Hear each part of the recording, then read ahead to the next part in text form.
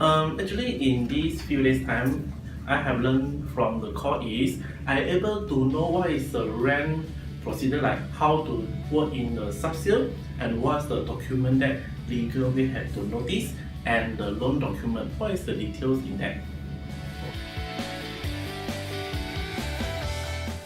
I have benefited from this because I am able to update the latest for the property market in some channel in details, like not just in iProperty or Property Guru. We have known in very detail and from bricks what is the latest transaction in the market now.